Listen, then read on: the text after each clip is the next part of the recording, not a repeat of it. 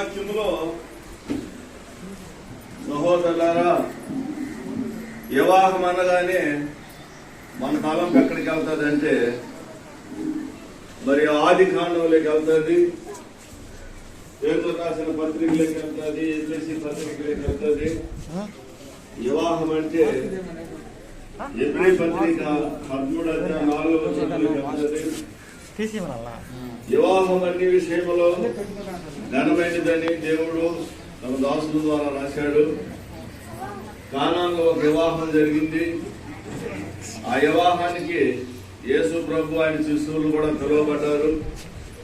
మరి ఈ వివాహానికి కూడా ఆయన యొక్క దోతలు పిలువబడ్డారని నేను నమ్ముతున్నాను. నేను చాలా మార్లు ప్రార్థన చేస్తా ఉంటాను, దేవా నువ్వు వివాహం జరిగించాలంటే ఈ వివాహంలో నువ్వును నీతో కూడా కొంతమంది దేవదూతలు ఉండి ఇక్కడ పరిచయం చేస్తేనే జరుగుతుందని మరి అనుకుంటా ఉంటాం, ప్రార్థన చేస్తూ ఉంటాం. మనకన్నా ముందు ఎవరు ఉంటారంటే ఆయన దూతలు కార్యక్రమంలో ఉన్నారని నేను విశ్వసిస్తా ఉన్నా.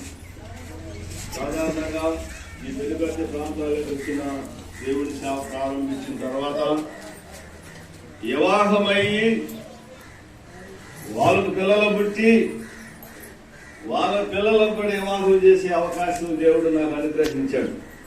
ఎవరికి? నాకు ఇచ్చాడు. నేను వాళ్ళకి వివాహం చేస్తే వాళ్ళకి పిల్లలు పుడితే వాళ్ళ పిల్లలకు కూడా వివాహం చేసే అవకాశాన్ని దేవుడు నాకు ఇచ్చాడు అని చెప్తున్నా. ఈ మరి మా ఇంట్లో వివాహాలు ఎప్పుడు అయిపోయినాయి, కానీ మా మందిరంలో వివాహాలు ఇప్పుడు మాతోనే ఉంటున్నాయి. అర్థమైందా? పోయిన వారంలో కూడా మన ప్రభాకర్ గారి కుటుంబంలో 2 కొడుకులకి వివాహం జరిపాం. మేము జావదాన్ గారు, విజయ్ కుమార్ గారు, ఇంకా సాధారణంగా ఒక 20-30 మంది సేవకులను కూడా ఆయన ఆహ్వానించడం జరిగిందాడు. మరి ఇంకా కొంత 500 జనం ఎక్కువగా కూడా రాగలిగారు. ఈరోజు 100 పైన మాత్రమే మనం కూడుకున్నాం. మరి గవర్నమెంట్ లెక్క ఒక జాగ్రత్తగా ఉండాలి. మనం మాస్క్ ధరించుకోవాలి. మాస్క్ లేని వాళ్ళకి 100 రూపాయలు కట్టమన్నారు. నా చేతికి కడితే వాళ్ళకి ఎంత ఇస్తా. నీకెంతమంది మాస్కులు లేవు, ఫోటో పట్టుండే. వాళ్ళు ముక్కు తగిలించుకోకపోయినా నోట్లైనా పెట్టుకొని ఉండండి. మాస్క్ లేని వాళ్ళు కనీసం 10 మంది దాకా ఉన్నారు. 10 రూపాయలు వస్తుంది. మాస్కులు గుడ్డ పెట్టుకోదమ్మా, మాస్క్ పెట్టుకున్నారా? 100 రూపాయలు కట్టాలి పోయేటప్పుడు.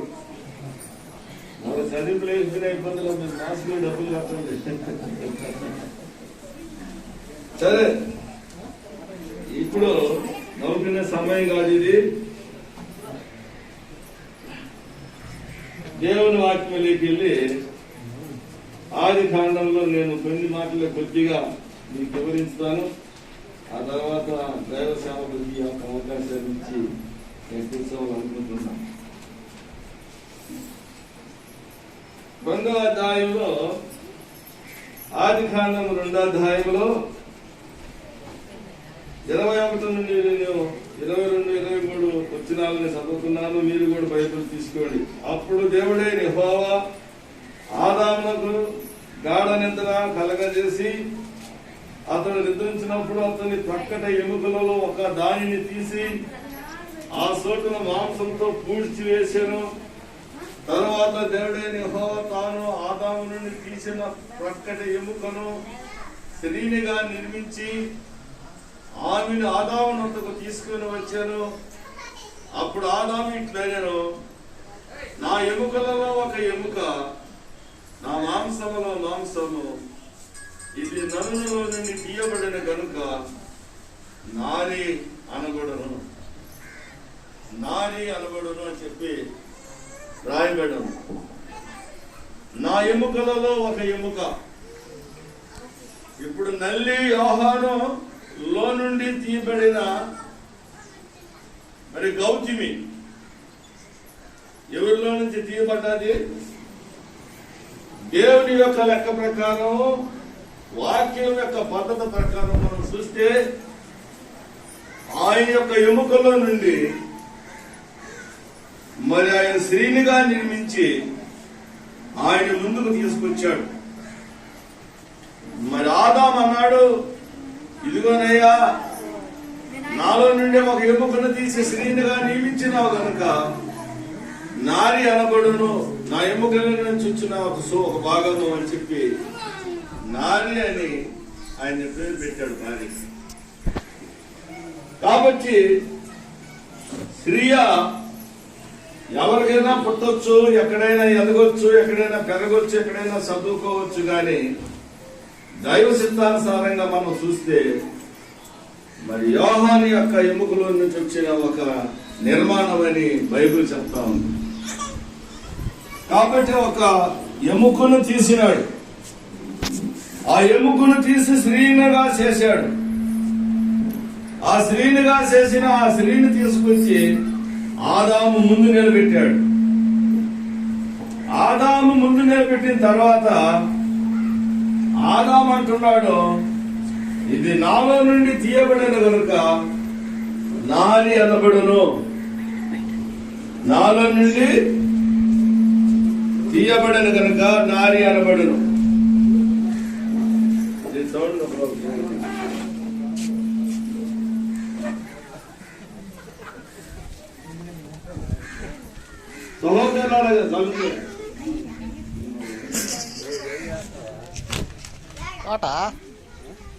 ఆట లాగుతున్నా.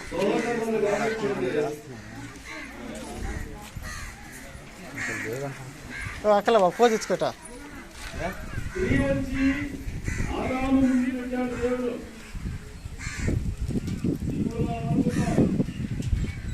వెళ్ళేసన్నా ఫోటో తీనా.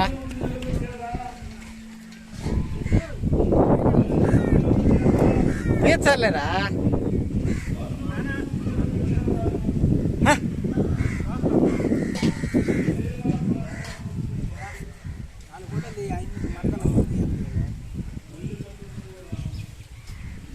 మన వాళ్ళు ఎంగరెడ్డిపల్లి వాళ్ళు అని చెప్పి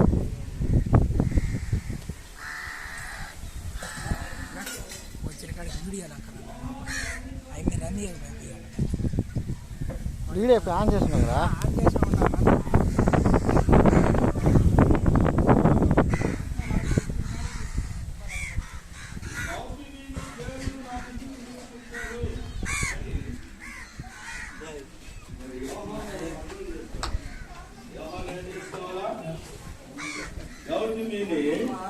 నా ముందుకు తీసుకొచ్చాడు. ఎవరు దగ్గర చేశాడు? బయట బయట చూడండి. సహోదరులారా గమనించండి, గౌతమిని మరి దావేదు దేనమ్మ అనే వాళ్ళకి వాళ్ళ కుమార్తె సాధారణంగా 20 సంవత్సరాలు ఆమెని వాళ్ళు కష్టపడి సాకి భద్రం చేసి నాడు అలంకరించి మరి సహోదరుడు యోహాను మధ్యకి రాగలిగారు. కానీ దేవుని వాక్యం అంటుంది, దేవుడు అంటున్నాడు, నేను తీసుకొచ్చాను. ఆదాము దగ్గర తీసుకొచ్చింది దేవుడు చెప్పండి, దేవుడు. ఇది గౌతమిని కూడా దేవుడే తీసుకొచ్చాడు. ఎవరి దగ్గరికి? యోహాను దగ్గరికి. యోహాను ఏమని గుర్తించాలంటే, ఇది నా ఎముక, నాలో నుండి తీయబడింది. ఇదిగో నా ఎముకను బహు జాగ్రత్తగా నేను ఈనాటి నుండి నా జీవిత పదాంతరం లేక నా యొక్క మరణ దినవ వరకు కూడా నా ఎముకను నేను జాగ్రత్తగా చూసుకోవాల్సిన బాధ్యత నాకున్నది అని యోహాను ఈరోజు తీర్మానం చేసుకోవాలి. ఎందుకనంటే దేవుడు చెప్తున్నాడు, దేవుడు జతపరిచిన వారిని మనుషుడు ఏడు చేయకూడదు. దేవుడు జతపరిచాడు ఆదాము వల్లని. గమనించండి మీరు, కయ్యేలు పుట్టాడు, ఏబేలు పుట్టాడు. వాళ్ళిద్దరూ కూడా తల్లిదండ్రులకు దూరం అయిపోయారు.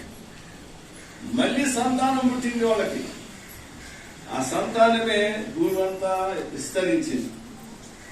ఆ సంతానంలో నుండే మనమందరం కూడా పుట్టి ఉన్నాం. దేవుని యొక్క నిర్మాణం అనేది వీళ్ళిద్దరితో ముగించిపోయేది కాదు. ఎవరితో ముగించిపోయేది కాదు. వీళ్ళిద్దరితో పెళ్లి చేసుకొని మన ఇద్దరమే జీవితంతో 100 సంవత్సరాలు జీవిస్తాము. నేను సంపాదించినంత నీకు ఒక్కదానికే పెడతాను, ఇంక ఎవరికి పెట్టను అనేది కాదు ఇది. ఆమె యొక్క గర్భంలో నుండి వచ్చే ఎవరిలో నుండి వస్తారు? ఆమె గర్భంలో నుండి వచ్చే అనేక మందిని, లేక ఇద్దరిని ముగ్గురిని ఇప్పుడంతా మితంగా తల కొట్టుకుంటున్నారు. ఇద్దరు తర్వాత ఇద్దరు తర్వాత ఏమనుకుంటున్నారు? తల కొట్టుకుని అక్కడ.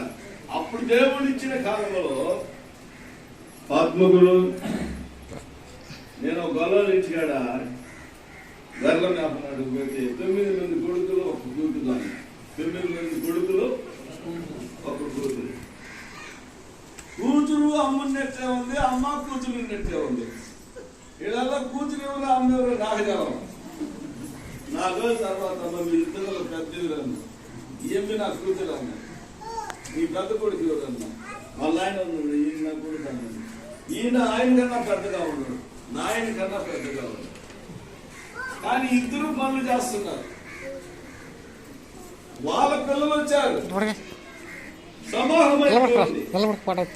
కానీ ఆ కాలంలో వచ్చిన ఆహార పదార్థాల వల్ల వాళ్ళు 90 సంవత్సరాల్లో పనిచేస్తున్నారు.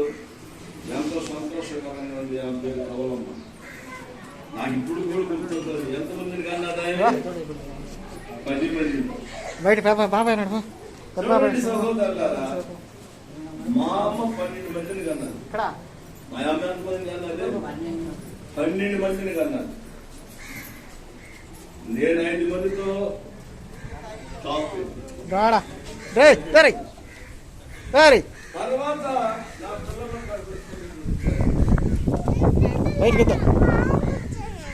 బాబాయడా అడుగుతా బాబాయడా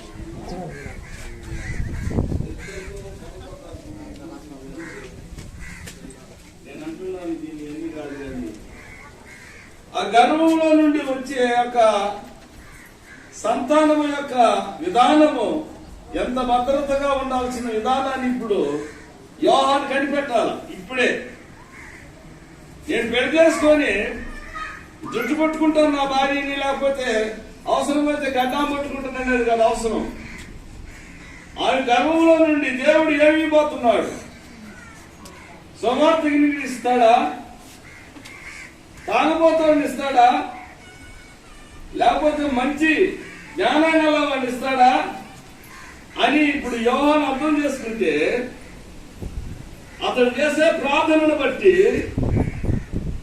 దేవుడికి లోబడే విధానాన్ని బట్టి జ్ఞానం గల వారు పుడతారు. లోహ స్నేహముతో ఉంటే లోక జ్ఞానస్తులు పుడతారు. ఇప్పుడు లోహ స్నేహము దేవునికి వైరం అని అభిప్రాయపడ్డారు. మా సంఘస్థురాలు ఒక మంచి మాట అడిగింది నన్ను, ఇక్కడ లేదు. ఏమమ్మా నీ పిల్లలు తాగుబోతులు అయిపోయారా నన్ను? నేను అడిగా. అవునన్నా తాగిపోతాలు అయిపోయారు. నిజమే, మేమిద్దరం తాగి కన్నాం కాబట్టి వాళ్ళు తాగుబోతులు అయిపోయారు. మీరిద్దరు తాగకుండా కన్నారు కాబట్టి పవిత్రులు పుట్టారు మీకు. చాలా మంచిగా అర్థం చేసుకున్నారు అనుకున్నాను. నువ్వు యేసు ప్రభువుని నమ్ముకొని నువ్వు తాగిపోతానని మానేసుకున్నావు కనుక ఆ రక్తం యొక్క శక్తితో వాళ్ళు మంచి కుటుంబం పుట్టింది నీకు. మీ ఇద్దరు తాగి కన్నాము, తాగుబోతులు పుట్టారన్నా ఏం చేసేది నేను ఏమనిచ్చారా? మనం తాగి మన భార్యకు ఒక హౌస్ ఇచ్చి మనం పిల్లల కంటే వాళ్ళు ఏమవుతారు? రేపు చెప్పండి, ఏమవుతారు? వాళ్ళు కూడా మన ముందే తాగి ఏదో రకమైన పాపాలు చేసి కష్టాలు అయితే ఇంకేస్తాం. మనము దేవుని యొక్క చిత్తానుసారముగా దైవ చిత్తాన్ని గమనించి అజ్ఞానం కాక జ్ఞానం వల్ల నడుచుకున్నట్లు జాగ్రత్తగా చూసుకోమన్నది వాక్యం. ఏం చేసుకోమన్నది వాక్యం. 119 అధ్యాయంలో ఒక మాట ఉంది. ఏం మాట అంటే 9వ వచనంలో చదవండి. ఎవరైనా చదవగలిగిన వారు ఎవరన్నా ఉన్నారా? లేదా? యవనస్తులు దేని చేత తమ నడతను శుద్ధపరచుకుందరంటే నీ వాక్యమును బట్టి దానిని జాగ్రత్తగా చూసుకున్నట చేతనే కదా. దేవుని వాక్యాన్ని చదవాలి. ఇప్పుడు ఎవరు? యోహాన్. గౌతమి ఏం చేయాలా? దేవుని వాక్యాన్ని చదవాలి. దేవుని వాక్యములో ఉండే రససారాన్ని లోపలికి వెళ్ళాలా. ఆ రససారం గుండా వచ్చే జన్మించే వాళ్ళందరూ కూడా దేవుని చిత్తానుసారంగా జన్మిస్తారు. లోక స్నేహంలో ఉండి లోకస్తులు కంటారా మిమ్మల్ని ఏడిపిస్తారు. దైవ చిత్తానుసారముగా దేవుని వాక్యమైన పాలు తాగి మీరు దేవుని పిల్లలను కంటారా వాళ్ళు మిమ్మల్ని సంతోషం పెట్టే అవకాశం ఇస్తారు. ఇది కాదు. ఇప్పుడు ఇప్పుడు బాగా ఆలోచన చేస్తాను. ఏ విధంగా చేయాలా? నేనేమో మరి వారానికి పని వచ్చింది. మరి నేను స్నేహంగా ఉండాలా? అన్ని విధాలుగా మొబైల్లో పడిపోయారా? నీ పని నువ్వు చేయి.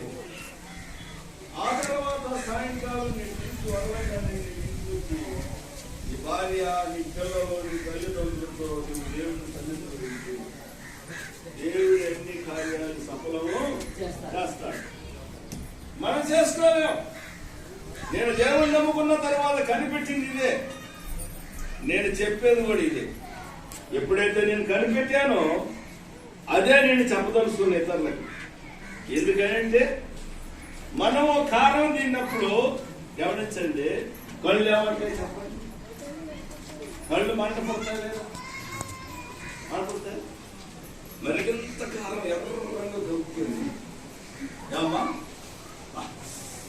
అదే పచ్చడి మరి అంతసేపటికి ఎట్లుంటుంది? కాసేపటికి చిరంత మంట, కళ్ళు కూడా ముడికిలికి మంట. అదే ఇప్పుడు డాక్టర్లు ఏమన్నారంటే కారం తగ్గించండి. ఎలా తగ్గించండి? కారం తగ్గిస్తే రుచి తగ్గిపోతుంది అంత జనం. కారం ఏ చేస్తున్నాం మంచిదే. ఏదైతే మనం తింటామో అదే మన శరీరంలో రక్త బిందువులోకి చేరిపోతాయి. ఎక్కడ చేస్తుంది? రక్త బిందువులోకి చేస్తుంది. ఏదైతే మనం సావాసం చేస్తామో, ఏదైతే మనం భుజిస్తామో, ఏదైతే మనం తీసుకుంటామో అది మన నరాలలో కిళలోకి మన రక్తంలోకి చేరిపోయి అది మన పిల్లల రూపంలో మనకు బయటకు వస్తుంది. గమనించండి. కాబట్టి ఆ పిల్లల రూపంలో వచ్చి మన ఎదుటే బీడి కొడతాడు, మన ఎదుటే సిగరెట్ తాగుతాడు, మన ఎదుటే మరి ఒక సీసా మోతిస్తాడు, మన ఎదుటే ఇతరులను చుట్టుపట్టుకుంటాడు, మన ఎదుటే ఇతరులు కొడతాడు, మన ఎదుటే మన భయం లేకుండా తీర్పడతాడు. మనం జాగ్రత్త పడాలి. ఏం పడాలా? జాగ్రత్త పడాలి. జాన్ ఏం పడాలి చెప్పండి? జాగ్రత్త. నా ఎముకలో ఒక ఎముక. మా మాస్టర్ అన్నాడు, ఎప్పుడు అన్నాడంటే మా చెల్లెలికి పెళ్లి చేసే రోజు అన్నాడు. అప్పుడు నా పిల్లలకి నేను ఎవరికి పెళ్లి చేయాలి? 5 మంది పిల్లలకి పెళ్లి అయిపోయింది. ఇప్పుడు అప్పుడు ఒక్కరికి కూడా చేయలేదు. నా చెల్లెలికి లాస్ట్ అమ్మాయికి పెళ్లి చేస్తున్నాను. ఒక పాస్టర్ని 250 రూపాయలు తెప్పించినాయి. ఎంత? 250. ఇప్పుడు నీకు 250 ఇస్తారండి. బాగా ఈ గాడి దాకా ఛార్జీలకు వస్తాయి. అనంతపురం బావాలి. అనంతపురం జిల్లా సరిపోతాయా నీకు? 250 ఇస్తా. ఆఖరికి రాత్రి వరకు ఆయన అన్నాడు. నాకు జ్ఞాపకం ఉంది. 250 రోజులు పోయిన రోజుల్లో ఈరోజు 30 సంవత్సరాల క్రితంలో ఆయన ఇడ్లీ తినేటప్పుడు ఆయన భారీ జ్ఞాపకం వస్తుందండి. అత్తగారింట్లోనే పెడతారు. అన్ని పెట్టి ఆ ఇస్త్రా కూడా పోయి పక్కన పెడతారు. అదే ఇంట్లో గిన్నె కడకపోతే తిప్పి వస్తుంది. అలాగనే ఇప్పుడు మందు షాపులు కూడా పాపం ఇది ఇబ్బంది పడతారని ఎంతో మంది అంగళ్ళు పెట్టుకొని పాపం దొరికిపోతుంది. ఇంట్లో వాళ్ళు ఎండిపోతున్నారు, అంగళ్ళ కాడోళ్ళు మనం చేసే మంచి పని ఏంటంట. కాబట్టి సహోదరులు ఆయన అన్నాడు, ఇడ్లీ తినేటప్పుడు ఆయన భార్య కాపుకోవడం, పొలంలోకి వెళ్ళినప్పుడు ఒక మామిడికాయ కనపడితే ఆయన భార్య కాపుకోవడం, మరి పట్టణంలోకి వెళ్ళినప్పుడు ఒక పువ్వు లేకపోతే ఒక అరటిపండు కనపడితే ఎవరు కాపుకోరావాలా? నిద్రపోతున్నారా సార్?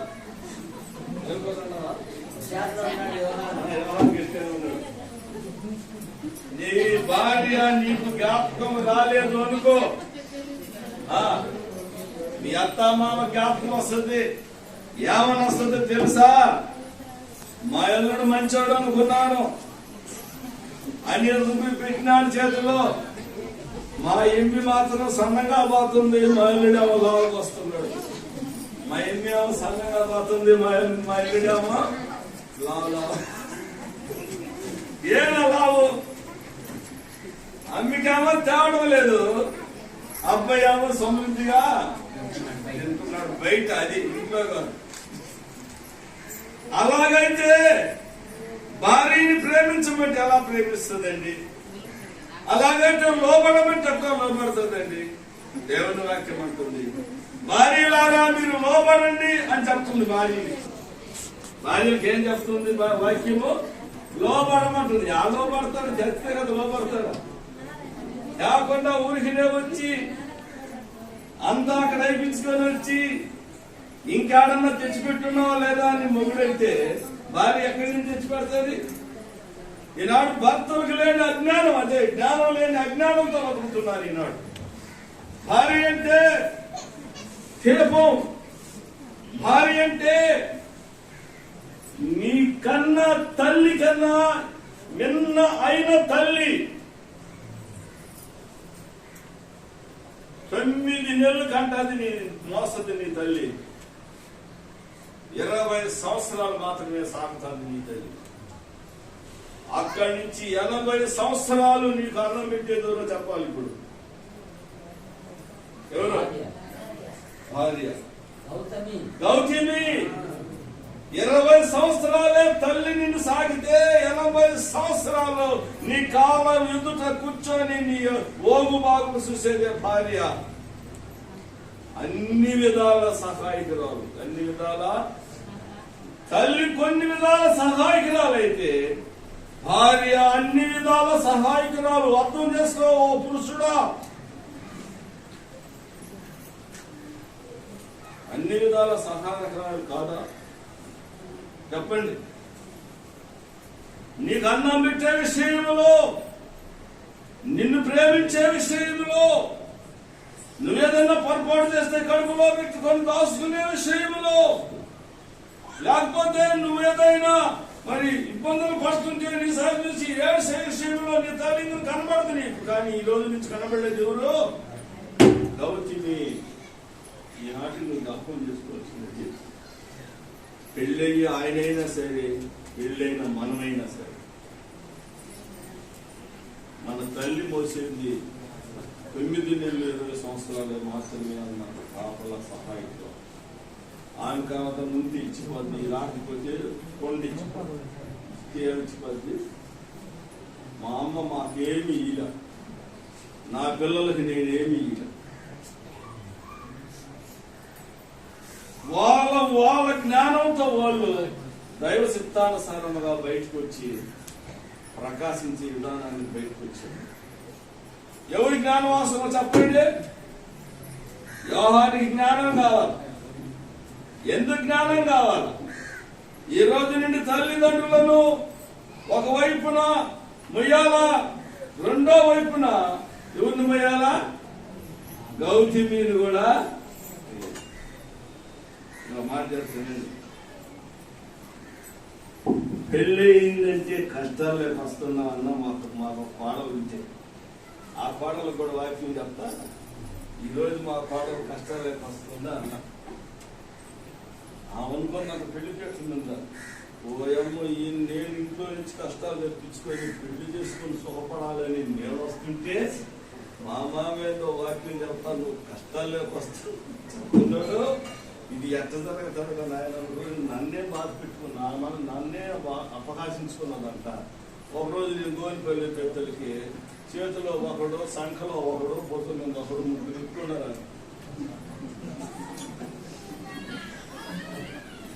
ఎంతమంది కొడుకులో ముగ్గురు గుర్తున్నారు. ఒకడు నడిచిన వాడు చేతితో పట్టుకోండి, సంఖలో ఒకటి పెట్టుకోండి, ఒకటి పెట్టుకోండి, చంచి పక్క దగ్గర తీసుకొని ఒక్కడే నిలబడుతుంది. ఆమె అడిగిపోతుంది జాతి లేవు.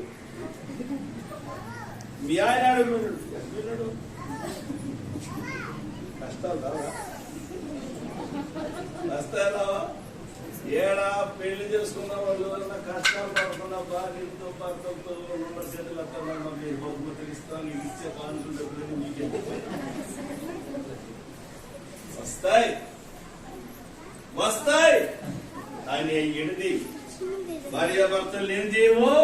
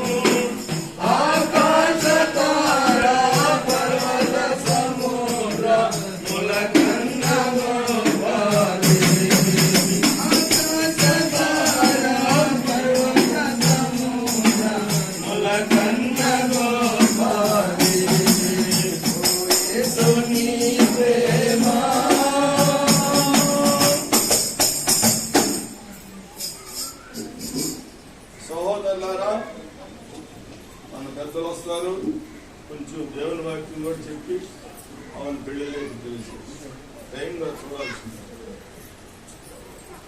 మన యొక్క వాళ్ళ ఆత్మీయ ఎంత శ్రద్ధగా దేవుడి వాక్యం నిర్మాసిస్తున్నారు.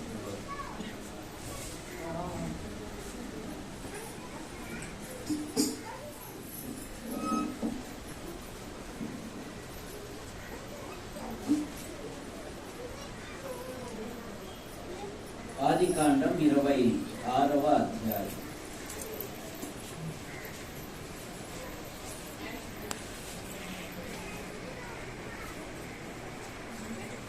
12వ వచనం. ఇస్సాకు ఆ దేశమందున్న వాడై విత్తనం వేసి 100 ఫలము పొందెను. యెహోవా అతనిని ఆశీర్వదించిన గనుక ఆ మనుష్యుడు గొప్పవాడాయను. అతడు మిక్కిలి గొప్పవాడను వరకు క్రమముగా అభివృద్ధి పొందుచు వచ్చాను.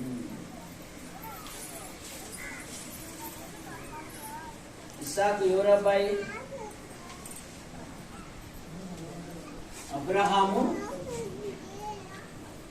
అబ్రహాము అత్యంత ధనవంతుడు. దేవుడు ఆశీర్వదించాడు. 15వ అధ్యాయం 1వ వచనంలో, అబ్రహామా నేను నీకు కేడము, నీ బహుమానము అత్యధికమగును అంటాడు. అబ్రహాము ఆస్తిపాస్తుల మీద మనసించలేదు. ఎంత ఇచ్చే నాకెందుకయ్యా, నేను సంతానం లేని వాళ్ళనై పోతున్నాను, నాకు సంతానం కావాలి, ఆస్తి కాదు. నత్తివాడు ఉన్నాడు అనుకో, వాళ్ళ నాన్నను, నాన్న నువ్వు 10 రూపాయలు ఆయన అంటే 10 రూపాయలు ఇస్తాడు, 100 ఇస్తాడా? 10 ఇస్తాడు, 100 ఇస్తాడు. ఎందుకంటే ఆయన కొడుకు కనుక. నా కొడుకు నత్తివాడైనా వాడు నాకు అర్థమైంది. ఇస్సాకు నవ్వు కలగజేసిన వాడు. శారా అంది, వినువారు నా విషయమై నవ్వెదరు అని ఇస్సాకు అని నామకరణం పెట్టింది. ఇస్సాకు అనగా నవ్వు అని అర్థం. చాలా గృహాలలో ఆస్తి ఉంటుంది, మంచి పేరు ఉంటుంది, మంచి సంపాదన ఉంటుంది, కానీ సంతోషం ఉండదు. ఏముండదు? సంతోషం ఉండదు. అందుకని శారమ్మ, వీరు నాకు నవ్వు కలగజేసెను. నోవాహును గురించి, నోవాహు తల్లిదండ్రులు మనలాగే రైతు కుటుంబానికి చెందినవారు. మనం లేస్తానే పొలాలలో ఉంటాం, కొన్నిసార్లు రాత్రులు కూడా ఉంటాం. వాళ్ళు కష్టపడుతూ ఉన్నారు, కానీ వారికి ఏం లేదంటే నెమ్మది లేదంట. ఏం లేదు. అందుకని నోవాహు తల్లిదండ్రులు అన్నారు, వీడు మన చేతుల విషయంలో మనకు నెమ్మది కలగజేయునని నోవాహు అని పేరు పెట్టారు. నోవాహు అనగా నెమ్మది, ఇస్సాకు అనగా సంతోషము. సొలొమోను పుట్టినందుకు దావీదు స్నేహితుడు హీరాము. దావీదు లేకపోయినా తన కుమారుడు మందిరం కడుతున్నాడని విని, దేవా దావీదు అనే నా స్నేహితునికి జ్ఞానము గల కుమారుని ఇచ్చినందుకు నీకు స్తోత్రము అని హీరాము దేవుని స్తుతించాడు. ఇక బైబిల్లో అమ్మాయిలు ఉన్నారు. సెలహాపేలు కుమార్తెలు 5 మంది కుమార్తెలు. ఎంతమంది? వారు తండ్రి ఇంటిని నిలబెట్టిన కుమార్తెలు అని. వాళ్ళ ఇంట్లో కుమార్తెలు తప్ప కుమారులు లేరు. సంఖ్యాకాండం 37వ అధ్యాయంలో చదవాల్సిన పని లేదు. ఆ కుమార్తెలు దేవుని సన్నిధికి వచ్చారు. మోసే సన్నిధి ఎదుట నిలబడి, అంకుల్ మా ఇంట్లో మగబిడ్డ లేనంత మాత్రాన మా వంశం ఇశ్రాయేలు వంశంలో సమస్య పోనేలా మేమున్నాము కదా అన్నప్పుడు దేవుడు అన్నాడు, సెలహాపేలు కుమార్తెలు చెప్పినది యుక్తము. తండ్రి వంశమును నిలబెట్టిన కుమార్తె, కాలేబు కుమార్తె తండ్రి మాట నిలబెట్టిన కుమార్తె. కాలేబు ఎత్తైన కొండ నాకిమ్ము అన్నాడు. నాకున్నది ఒకే ఒక కుమార్తె, ముద్దుల గారాబాల పట్టిక, బజార్లో తిరిగే వాడికో నేను ఇయ్యను. ఎవడైతే దేవీను పట్టణంలో చెయ్యిస్తాడో వానికి నా కుమార్తెని ఇస్తాను. పొడుగున్నా, పొట్టిగున్నా, ఎర్రగున్నా, నల్లగున్నా వానికి నా కుమార్తెని ఇచ్చేదాను అన్నాడు. ఒత్తినీయులు అనేవాడు దేవీని పట్టణంలో జయిస్తే, అమ్మాయి వీడు అన్ని విధాలుగా నీకు సరిపోతాడు అన్నాడు. చేసేసుకో. ఏం అంత నీ ఇష్టమేనా? నాకు మనసు లేదా? నా కోరికలు లేవా? ఇప్పుడున్న యవనస్తులు ఎవరు రాను అసలు ఫోన్ మీద ఉన్నంత ఆసక్తి ప్రార్థన మీద ఉండడం లేదు. దుష్ట సహవాసము మంచి నడవడిని ఇస్సాకు నూరంతలుగా ఫలించడానికి కారణం ఏమంటే ఇస్సాకు గొప్ప ఆస్తిమంతుడు, దేవుని స్నేహితుడైన అబ్రహాము కుమారుడు. కానీ ఇస్సాకు అదినాలలో సంఘం లేదు, సహవాసం లేదు. దేవుడు ప్రత్యక్షమై ఒక్కసారి పలికితే ఆ మాటనే వారు నమ్ముకొని జీవించేవాళ్ళు. మనకు కాని వ్యక్తులు ఏదైనా ఒక మాట అన్నారనుకో, మేము భూదేవి లక్ష్మమ్మ ఇంటికి పోదామురా, అక్కోయ్ నా ఒంటిలో ప్రాణం ఉంటే దాని కొంపలో నా పురికాలైనా పెడతాదా? అది ఒకప్పుడు అనింది అక్క, ఆ మాట ఇప్పటికీ నాకు పనికి మాలిన వాటి మీద మనసు పెడతారు కానీ దైవిక విషయాల మీద మనసు పెడతారు. కానీ ఇస్సాకు గొప్ప ఆస్తి వారసుడే గాని ఆ దినమున పొలములో ధ్యానించుటకు బయలు వెళ్ళువాడు. దేవుని పిల్లలు ఇహలోక మాన్యత అంటకుండా దేవుని కొరకు సాక్షిగా ఉండాలంటే దేవునితో సహవాసం చేయాలి. ఒకటి కుటుంబ ప్రార్థన ఉండాలి, రెండు వ్యక్తిగత ప్రార్థన కూడా ఉండాలి. యేసు ప్రభువా మా తల్లిదండ్రులు వారి సామర్థ్యం కొలది చదివించారు. ఇప్పుడు యాకోబు వలె నీ మీద ఆధారపడుతున్నాను. నువ్వు నన్ను ఆశీర్వదించితేనే గాని నేను నిన్ను విడువను అన్నాడు యాకోబు. ఆశీర్వదించబడి కనుక నా భవిష్యత్తు ఏమిటి? అంతేగాని తల్లిదండ్రుల మీదుగా చేసాల్సిందే. చెయ్యి నీకు అంత బరువు అయితే పోతాలే, ఎప్పుడు నా మీదనే తలపోతుకుంటుంటాను మా అమ్మ, చెయ్యి నేను పోతాలే. అలా కాదు. ఇస్సాకు పొలంలో ధ్యానించువాడు. రిబకా దేశము గాని దేశస్థునికి ఒక చిన్న పరిచర్య చేసింది. 10 వంటలు, ఒక వంటే 30 కడవల నీళ్ళు తాగుతున్నాం. అందులో సాయంత్రము అమ్మాయిలు అద్దమన్న గరగల్లా, పౌడర్ డబ్బన్నా అయిపోవాల. అదా సాయంత్రము బాగా సర్దేసి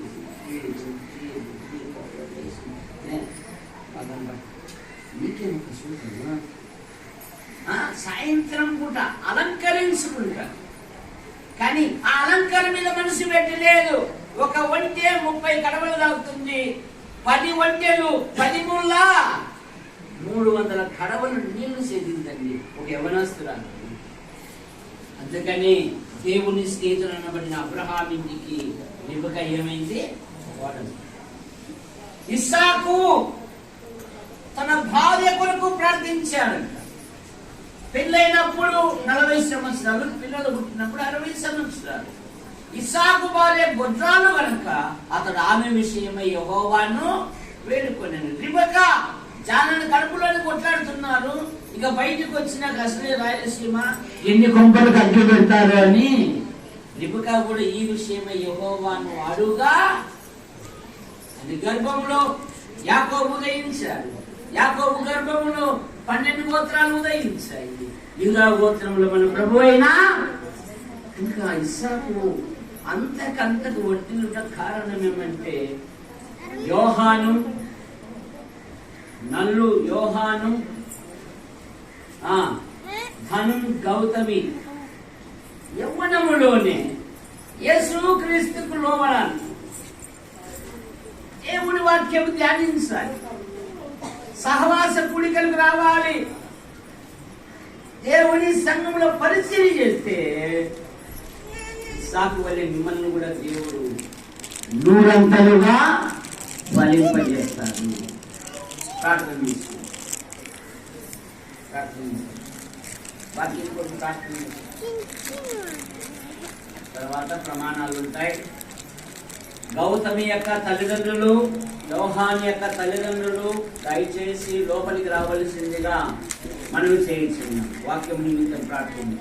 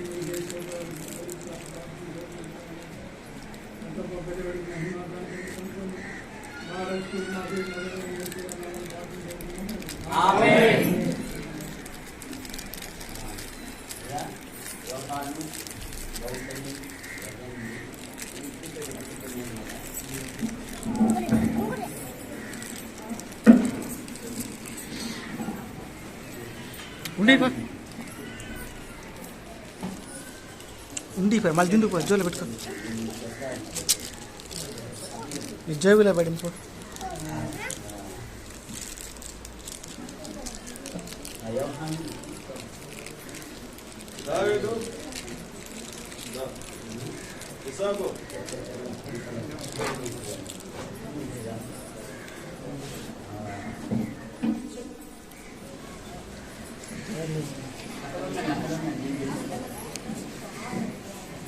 ఇక్కడున్న వీరిద్దరూ పరిస్థితి స్థితిలో గత పరిస్థితులకు వచ్చి ఉన్నారు. కానీ ఇక్కడున్న వారిలో ఎవరికైనాను క్రైస్తవ సంఘ క్రమశిక్షణ బట్టి గాని, ఈ దేశ చట్టమును బట్టి గాని వీరి వివాహం ఆడలాగని న్యాయ సమ్మతమైన హేతువైన తెలిసిన ఎడల, తెలిసిన పక్షమున దాన్ని ఇప్పుడు వెల్లడి చేయవచ్చు. లేని ఎడల ఇక మీదట ఊరుక ఉండవచ్చు.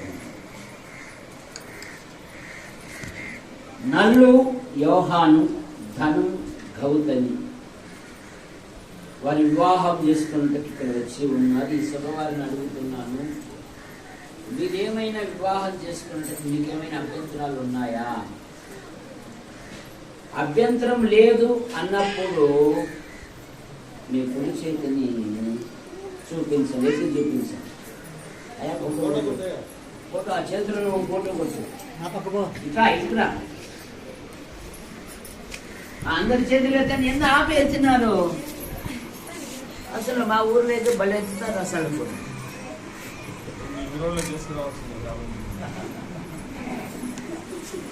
రైట్. నల్లు, యోహాను, ధనం, గౌతమి మీరు ఈ వివాహమునకు జతపరచకూడదని హేతువైనను మీలో తెలిసిన ఎడల, తెలిసిన పక్షమున దాన్ని ఇప్పుడు ఒప్పుకొనవలెను. దేవుని సన్నిధానమున గట్టిగా మీకు ఆజ్ఞాపిస్తున్నాను. నల్లు, యోహాను, ధనం, గౌతమిని చేసుకున్నటకు మీరు ఇష్టపడుతున్నావా? ఇష్టపడుతున్నాను. ధనం, గౌతమి, నల్లు, యోహాను చేసుకున్నటకు మీరు ఇష్టపడుతున్నావా? వీరి యొక్క తల్లిదండ్రులు ఇక్కడికి రండి. అబ్బాయి యొక్క తల్లిదండ్రులు, అమ్మాయి యొక్క తల్లిదండ్రులు. ఇప్పుడు అబ్బాయి దేవుడి పక్కన పెట్టి అమ్మాయిని చూసి అమ్మాయిని చూసుకుంటారు. అమ్మాయిని చూసుకుంటారు. ఏ ఫోటో అడ్డం ఉండాలి.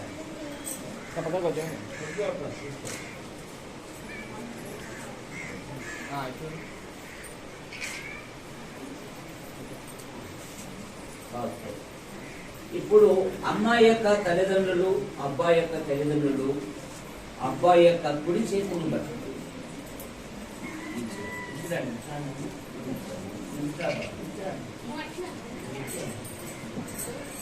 నా దగ్గరికి రా. ఈ అబ్బాయి చిన్న ఆయన పిలుస్తాను. నువ్వు అమ్మ నువ్వు రామ్మ. అయ్యి మీరు రండి ఇట్లా.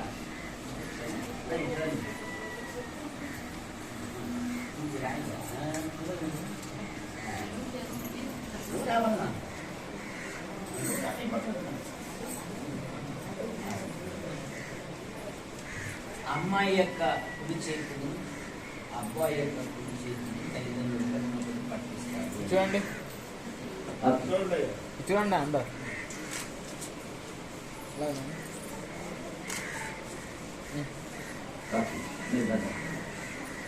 నేను బాగున్నాను.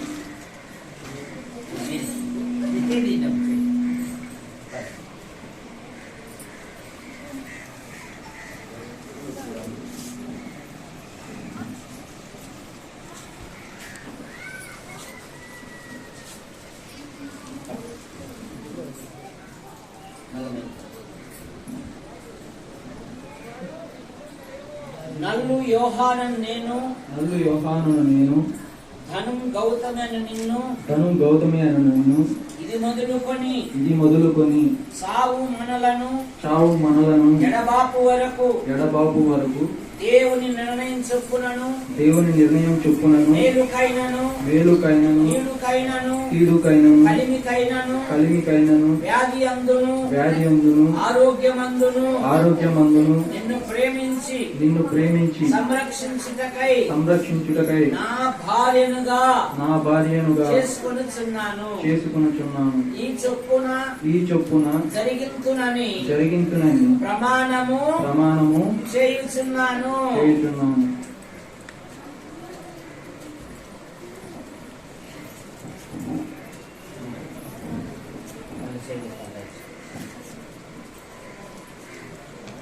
ధనం గౌతమి అను నేను నల్లు యోహానను నిన్ను ఇది మొదలుకొని సావు మనలను ఎడబాపు వరకు దేవుని నిర్ణయం చొప్పునను మేలుకైనను కలిమికైనను లేమికైనను వ్యాధి అందును ఆరోగ్యమందును నిన్ను ప్రేమించి సంరక్షించుటకై నా భర్తనుగా చేసుకొనుచున్నాను. ఈ చొప్పున జరిగించునని ప్రమాణము చేయుచున్నాను. దేవుడు వీరి ప్రమాణ వాక్యములు విని ఉన్నాడు. వాటిని మేము సాక్షులము. ఇప్పుడు అమ్మాయికి ఏదైనా తెచ్చారా? ఏది తెచ్చారు? పాలి పాలి కొడుకు పాత్ర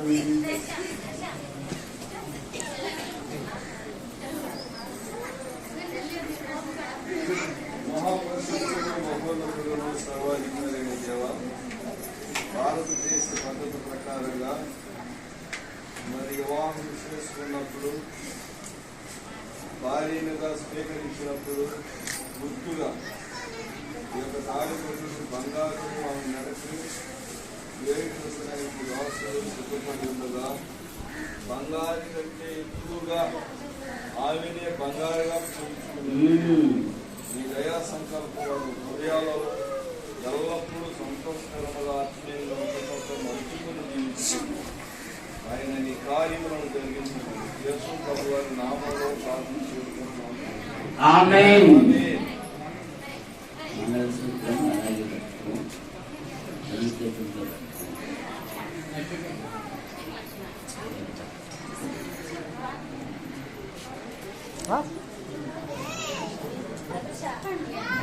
నమ్మకమునకును నిత్య నమ్మకమునకును స్థిరమైన ప్రేమకును మంగళ సూత్రము ఈ మంగళ సూత్రము నీకు ధరింపజేయుచున్నాను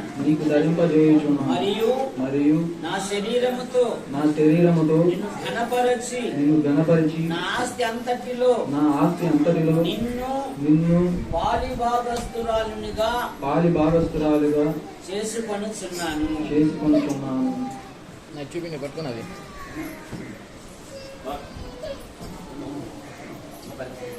నిత్య నమ్మకమునకును స్థిరమైన ప్రేమకును సూచనగా ఈ మంగళ సూత్రము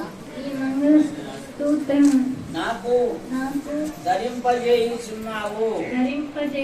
మరియు నా శరీరముతో నిన్ను గణపరచి నా ఆస్తి అంతటిలో నిన్ను పాలి భాగస్తునిగా చేసుకొనుచున్నాను. దేవుని సమక్షమందును ఈ సభ ఎదుటను ఒకరినొకరు తమ ప్రమాణములు చేసి ఉన్నారు. దేవుని నిర్ణయమును బట్టి ఈ దేశ చట్టమును బట్టి వీరిరువురు భార్యాభర్తలని తండ్రి కుమార పరిశుద్ధాత్మ నామమందు ప్రకటించుచున్నాను. దేవుడు జతపరచబడిన వారిని మనుష్యుడు ఎడబాపకూడదు. ఇప్పుడు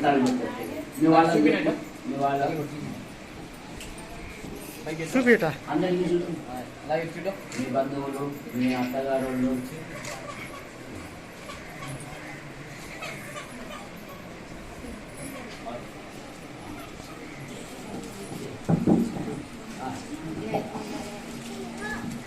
దేవరణి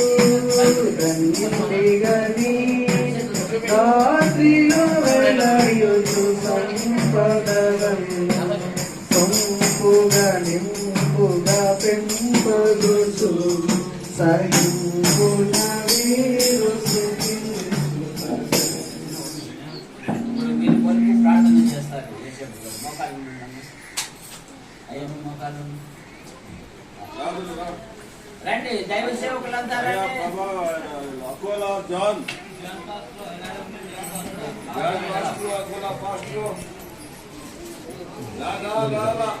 అందుకే మిమ్మల్ని అందరూ కూర్చోమన్నాను నేను. తర్వాత అమ్మాయి తల్లిదండ్రులు అబ్బాయి తల్లిదండ్రులు ఇక్కడికి రండి, కాస్త సంతకాలు పెట్టాలి.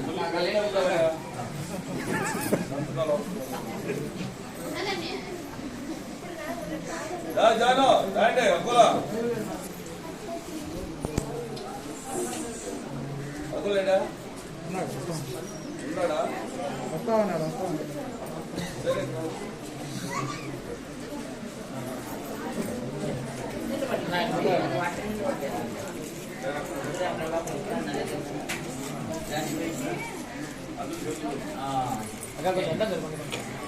మహాగణుడును మహోన్నతుడును సర్వాధిపతి యేసుక్రీస్తు ప్రభువా, ఈ రోజు నాటిని బిడ్డలిద్దరు దత్తపరిచినావు. అందుని బట్టి నీ స్తోత్రాలు. వారి జీవితకాలం అంతయు నిన్ను కలిగి ఉండుటకును, నీ మీద ఆధారపడుటకును, నిన్ను హత్తుకొని నడుచుకుంటూ సహాయం ఇచ్చాయి.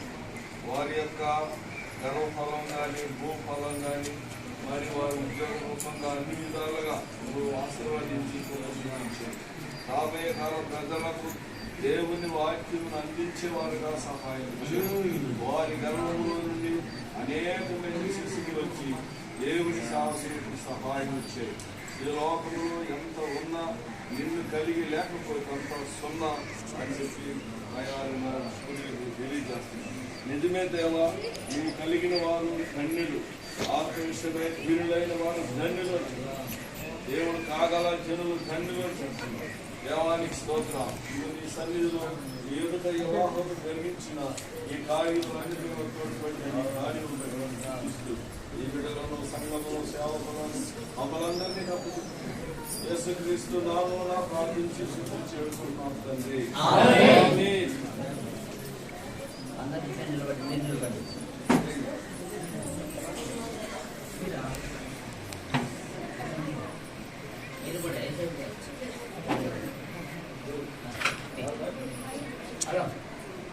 చూడండి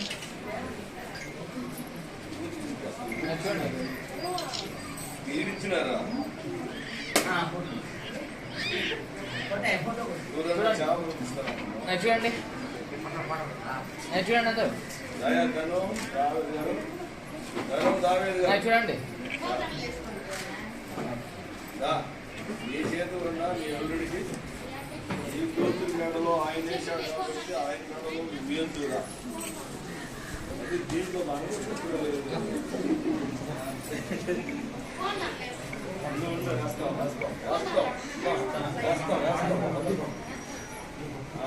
ఆయన తీండే ఫోటో తీసి మెడకేసేసి తర్వాత పెట్టచ్చు.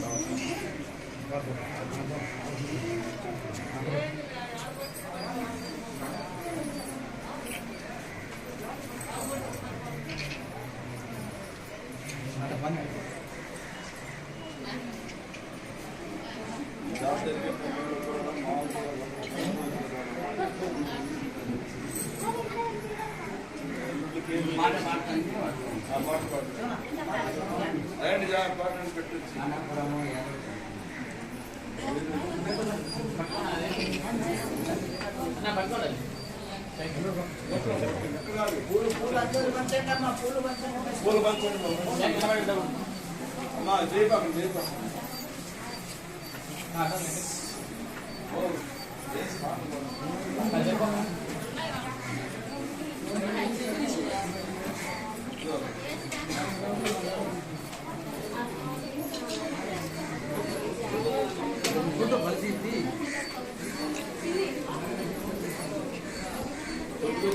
చాలా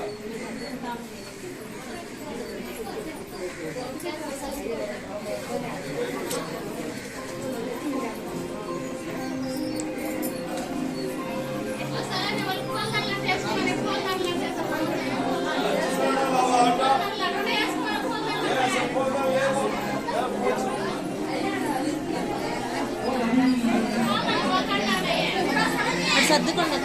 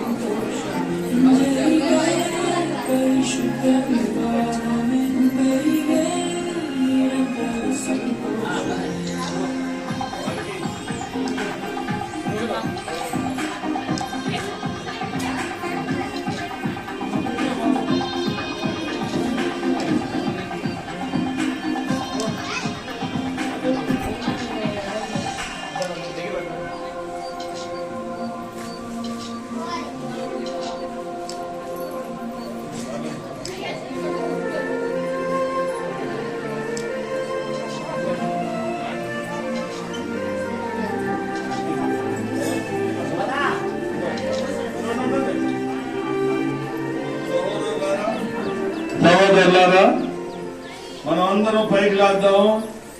పిల్లల మధ్యలో నడిచి వాకి దాకా వస్తారు. మీ చేతుల్లోకి ఇచ్చిన పూలని ఆశీర్వాదకరంగా వాళ్ళ మీద మీరు చల్లాలని ఆశిస్తున్నాం.